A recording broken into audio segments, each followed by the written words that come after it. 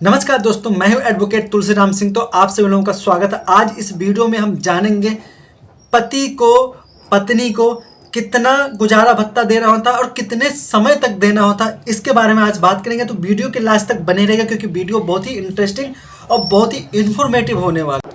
देखिए, अगर हम गुजारा भत्ता कितने दिन की अगर हम बात करते हैं तो आप लोग को बताना चाहूँगा, अगर आपकी शादी को 5 साल हो गए तो तकरीबन आपको 2.5 साल तक गुजारा भत्ता देना पड़ेगा।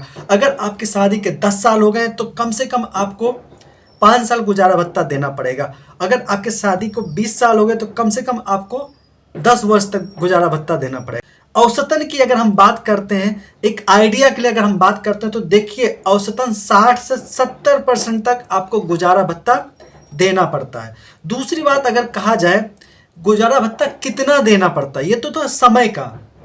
इसके बाद अगर हम बात करते हैं गुजारा भत्ता कितना देना पड़ता है, तो आप लोगों को बताना चाहूँगा गुजारा भत्ता का जो अगर हम बात करते हैं परसेंटेज में, अगर हम बात करते हैं तो पति की जो टोटल जो मेन जो शुद्ध वेतन होता है या शुद्ध कमाई होती है, सब कुछ काट पीट के, चाहे वो सैलरी हो या चाहे कहीं किसी और चीज़ से जो शुद्ध कमाई होती है, उसका 25% तक गुजारा भत्ता में देना पड़ता है।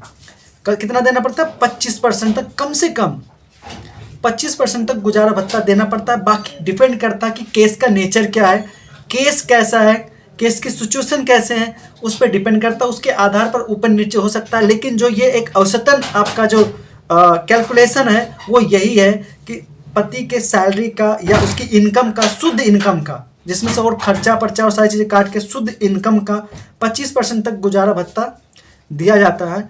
और समय की बात करते हैं तो 60 से 70% तक आपको गुजारा भत्ता दिया जाता है। आशा करता हूँ ये वीडियो आपको बहुत पसंद आया होगा। अगर पसंद आया तो लाइक कीजिए, चैनल पर पहली बार आए तो सब्सक्राइब कीजिए और बेल आइकन को हिट करना बिल्कुल मत भूलना। मैं एडवोकेट तुलसीराम सिंह फिर मिलूंगा ऐसे ही लीगल अपडेट लेकर। तब तक के लिए आप सभी लोगों को जय हिंद।